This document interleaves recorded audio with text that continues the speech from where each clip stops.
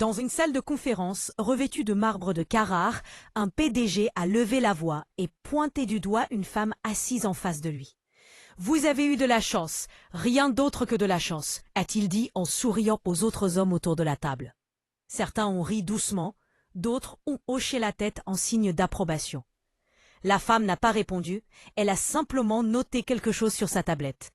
Mais ce que personne dans cette salle ne savait, c'est que cette investisseuse contrôlait chaque centime qui maintenait l'entreprise en vie.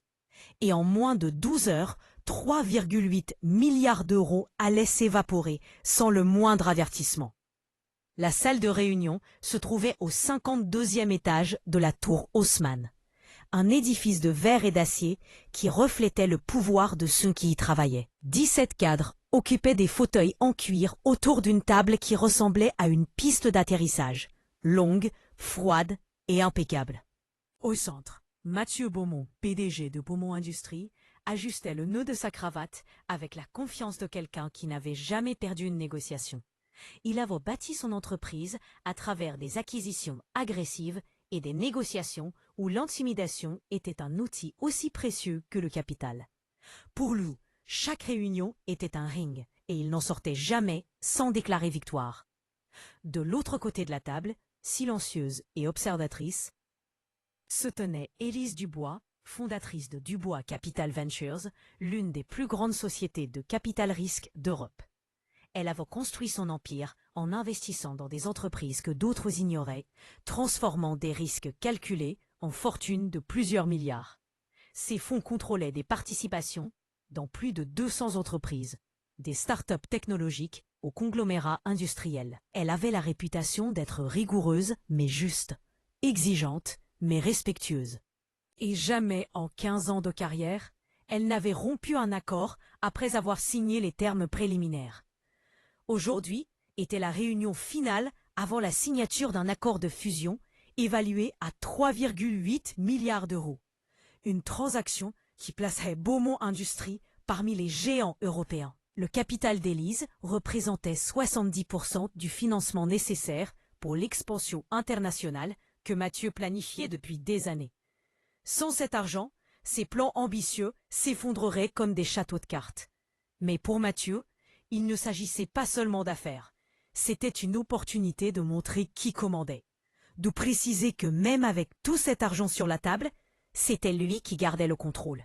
Après tout, les investisseurs allaient et venaient, mais lui était irremplaçable. Du moins, c'est ce qu'il croyait.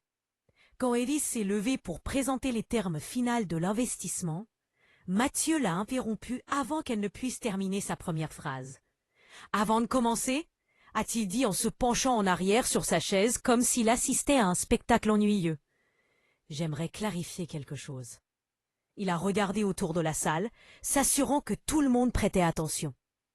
Son ton était décontracté, presque amical. Mais il y avait une arête tranchante en dessous. « Vous avez construit une entreprise impressionnante, Élise. Vraiment impressionnante.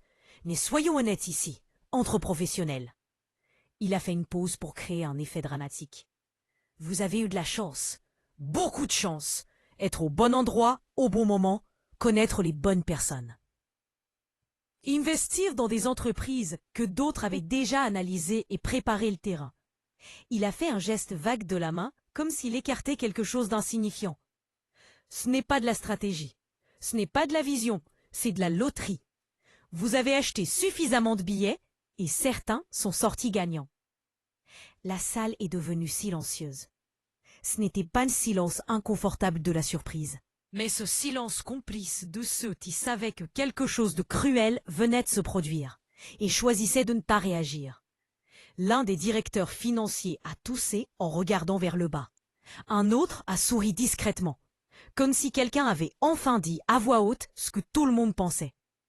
Une cadre du marketing s'est mordu la lèvre, détournant son regard vers la fenêtre donnant sur les Champs-Élysées. Mathieu a continué, animé par sa propre performance. Dans ce marché, l'expérience compte. La vision à long terme compte. La capacité de prendre des décisions difficiles quand la pression monte. Et avec tout le respect que je vous dois, il a de nouveau fait un geste dans sa direction, cette fois avec un sourire condescendant. Vous n'avez ni l'un ni l'autre. Vous avez du capital, oui, beaucoup de capital. Mais le capital, n'importe qui peut en avoir. Ce qui fait la différence, c'est de savoir quoi en faire. C'est d'avoir le courage de risquer quand les autres reculent. C'est d'avoir l'expérience pour identifier les opportunités qui passent inaperçues. Il s'est penché en avant, posant ses coudes sur la table. Et soyons francs, Élise. Vous investissez dans des entreprises qui sont déjà à mi-chemin. Vous entrez quand le risque a déjà été atténué par d'autres. Ce n'est pas construire, c'est récolter ce que d'autres ont semé. Élise n'a pas bougé. Ses yeux sont restés fixés sur Mathieu. Mais son visage était un masque de calme absolu. Elle n'a pas croisé les bras, n'a pas soupiré, n'a montré aucune irritation. Elle observait simplement comme quelqu'un qui étudie un animal sauvage avant de décider quoi faire ensuite. Sa respiration était contrôlée, ses épaules détendues. Quiconque la connaissait bien aurait su que ce calme n'était pas de la passivité, c'était le silence avant la tempête. Mathieu a interprété le silence comme de la soumission et a continué, de plus en plus confiant. Alors, voici ce que nous allons faire. Nous allons accepter votre investissement, bien sûr, nous apprécions beaucoup la confiance, mais avec quelques conditions révisées qui ont plus de sens pour les deux parties. Il a pris un dossier et l'a fait glisser sur la table. Vous aurez une participation minoritaire, 15% au lieu des 25% convenus initialement, et sans droit de vote sur les décisions stratégiques. Après tout, nous ne voulons pas que des décisions émotionnelles ou un manque d'expérience mettent en péril tout ce que nous avons construit au fil des décennies. Il a souri, ce genre de sourire qui n'était pas amical, mais condescendant, paternaliste. C'est pour votre propre bien, croyez-moi. Vous ne voulez pas être tenu responsable si quelque chose tourne mal. Il vaut mieux laisser les décisions difficiles à ceux qui ont l'estomac pour ça. Le silence dans la salle avait maintenant une texture. Il était lourd, dense. Certains cadres regardaient leurs notes, soudainement fascinés par des chiffres qu'ils avaient déjà mémorisés. D'autres observaient Élise, curieux de voir comment elle réagirait. Personne n'intervenait, personne ne défendait. C'était comme regarder un accident au ralenti. Horrible, mais impossible de détourner le regard. Élise a légèrement incliné la tête, comme si elle considérait soigneusement chaque mot. « Je comprends », a-t-elle dit, sa voix basse, presque douce, sans aucune trace d'émotion. « Puis-je poser une question ?» Mathieu a ouvert les bras, magnanime, comme un roi accordant une audience. « Bien sûr, posez ce que vous voulez. Nous sommes là pour tout clarifier. » Avez-vous lu la clause 17.4 du contrat que vos avocats ont signé? La question a complètement pris Mathieu au dépourvu. Il a cligné des yeux, la confiance vacillant pendant une fraction de seconde. Puis il a rapidement regardé l'avocat en chef, assis 3 chaises à gauche. L'homme a feuilleté frénétiquement le document imprimé, la sueur commençant à se former sur son front. Ses mains tremblaient légèrement pendant qu'il cherchait la page. Clause 17.4, a répété Élise, cette fois plus lentement, comme si elle expliquait quelque chose à un enfant. Elle spécifie que tout comportement démontrant un manque de respect délibéré, de la mauvaise foi ou une tentative de modification unilatérale de termes préalablement convenus lors des négociations finales autorise la partie investisseuse à résilier immédiatement l'accord, sans pénalité, et à retirer tous les fonds déjà engagés, y compris les dépôts de garantie et le capital relais. Mathieu a froncé les sourcils, récupérant une partie de sa contenance. Et alors, ce n'est que du jargon juridique standard. Tous les contrats ont des clauses de résiliation. Personne n'a jamais activé quelque chose comme ça. Ce ne sont que des protections sur le papier. Élise s'est penchée en avant, les doigts entrecroisés sur la table, de manière presque désinvolte. Jusqu'à maintenant.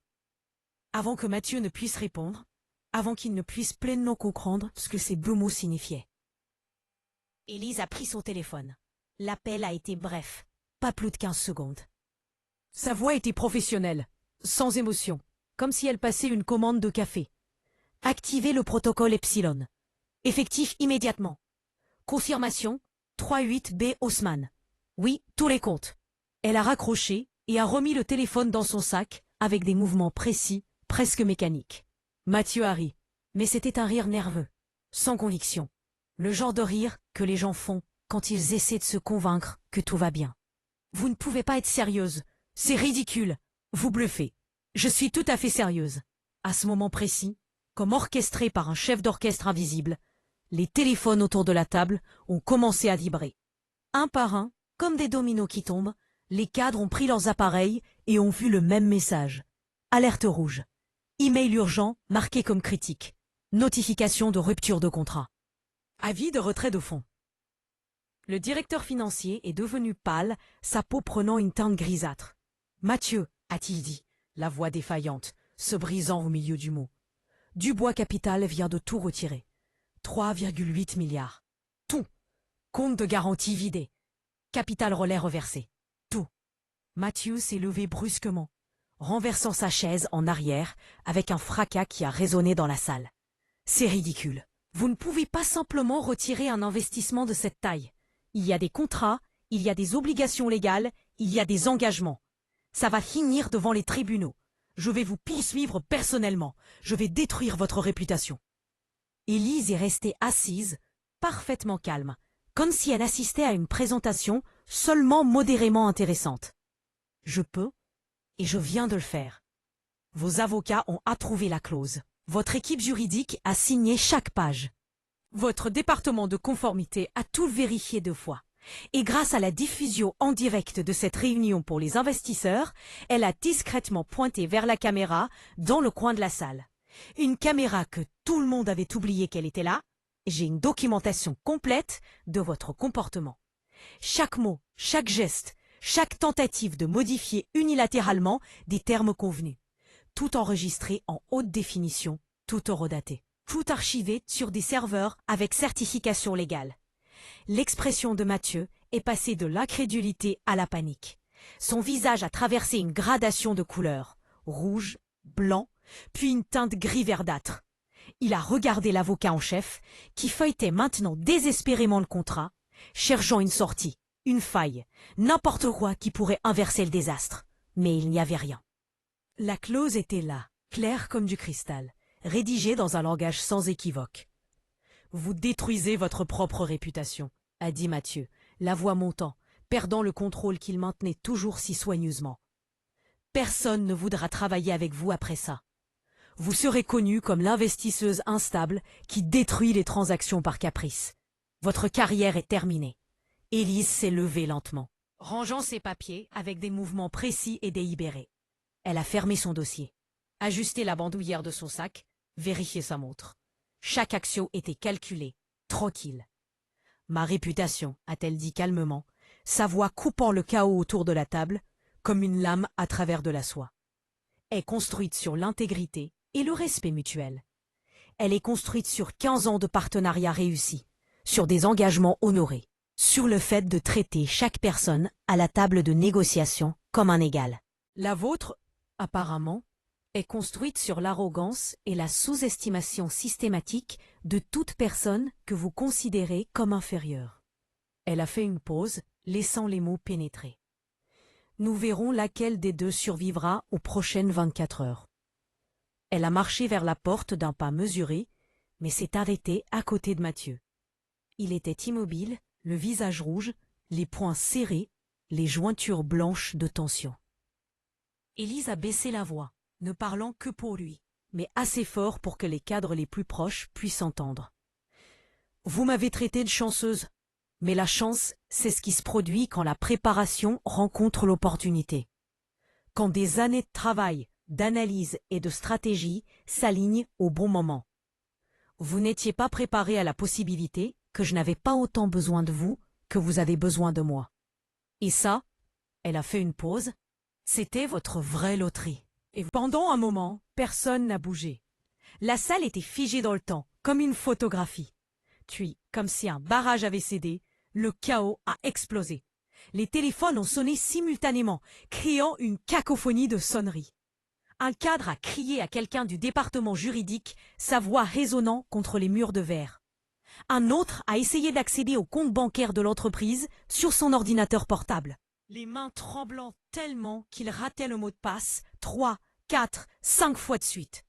L'écran géant sur le mur, qui affichait le ticker de la Bourse de Paris en temps réel, a commencé à changer.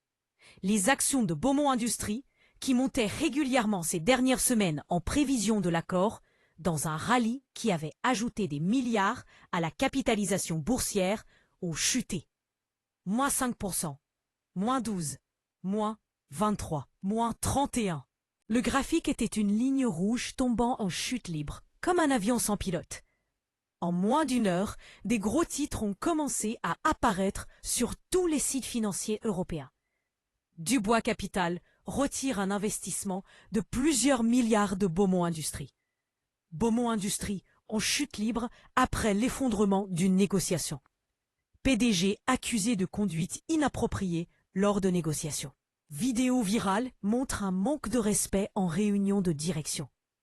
Mathieu a essayé de contrôler les dégâts.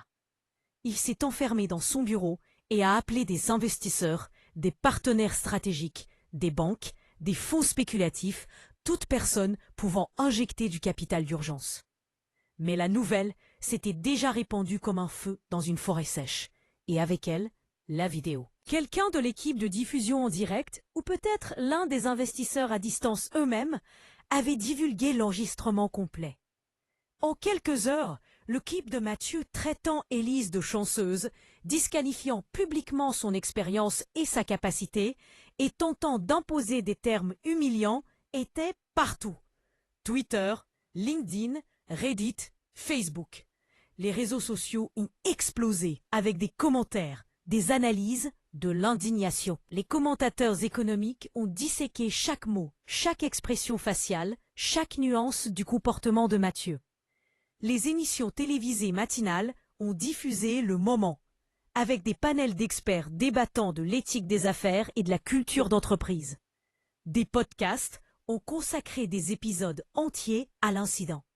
À 9 heures le lendemain matin, quand le marché a officiellement ouvert, la capitalisation boursière de Beaumont Industries avait chuté de 42%. Des milliards d'euros de valeur se sont évaporés comme la rosée sous le soleil de midi. Les banques ont commencé à réclamer des garanties, exigeant des paiements immédiats sur des prêts qui étaient auparavant considérés comme sûrs. Les investisseurs institutionnels, les fonds de pension et les gestionnaires de patrimoine ont vendu leurs positions en masse, fuyant comme des rats d'un navire en train de couler. Les partenaires de longue date, des entreprises qui avaient travaillé avec Beaumont Industries pendant des années, ont émis des déclarations soigneusement rédigées se distanciant publiquement de l'entreprise. Le conseil d'administration a convoqué une réunion d'urgence. Mathieu a été appelé pour expliquer, pour justifier, pour présenter un plan de redressement. Mais ses excuses ont sonné creux, désespérées. Il a essayé de blâmer Élise, de la dépeindre comme vindicative et irrationnelle. Mais personne n'a acheté ce récit. L'un des membres du conseil, une femme qui était restée silencieuse pendant la réunion désastreuse, a finalement pris la parole.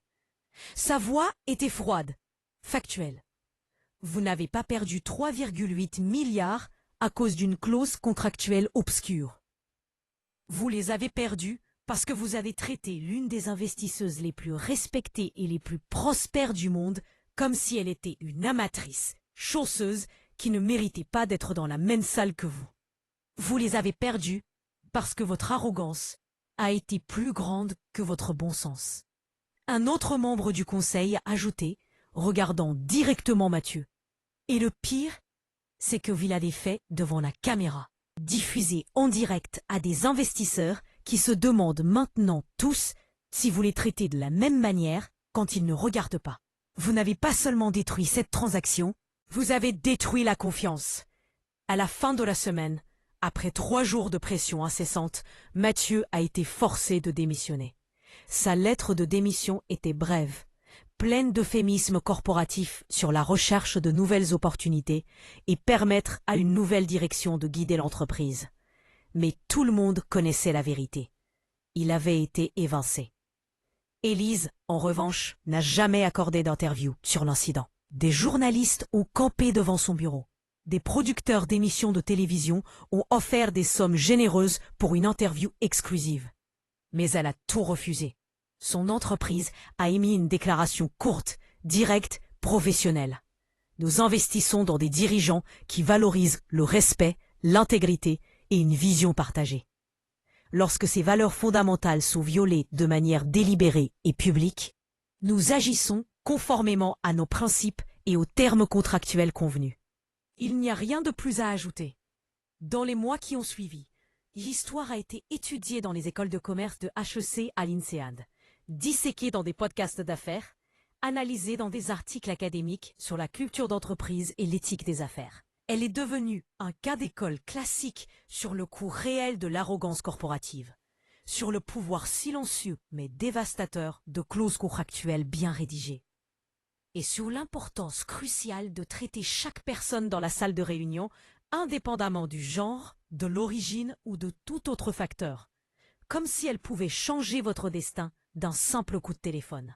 Parce que parfois, elle le peut. Les actions de Beaumont Industries se sont finalement partiellement redressées, mais l'entreprise n'est jamais redevenue ce qu'elle était. La marque était ternie, la confiance brisée. Élise a continué à construire son empire, investissant dans des entreprises dirigées par des personnes qui comprenaient que le respect n'est pas un luxe ou une courtoisie optionnelle, mais la fondation sur laquelle des affaires durables sont construites. Parce que parfois, le pouvoir ne consiste pas à savoir qui parle le plus fort ou qui occupe la chaise la plus importante dans la salle. Le pouvoir ne consiste pas à savoir qui intimide le mieux ou qui réussit à faire sentir les autres petits. Le pouvoir consiste à savoir qui a la capacité, le courage et les ressources de se lever et de partir, emportant avec soi tout ce qui soutient l'empire de quelqu'un d'autre. Et ce jour-là, Élise Dubois a prouvé au monde entier que le respect n'est pas une faveur que les puissants accordent aux moins puissants. Le respect est un prérequis pour toute relation professionnelle saine. C'est la monnaie qui maintient les affaires en marche, c'est la colle qui maintient les partenariats unis. Et quand le respect meurt, tout le reste s'effondre avec lui. Si vous croyez que la dignité vaut plus que l'argent, que le caractère compte plus que le capital, montrez-le maintenant. Aimez cette vidéo.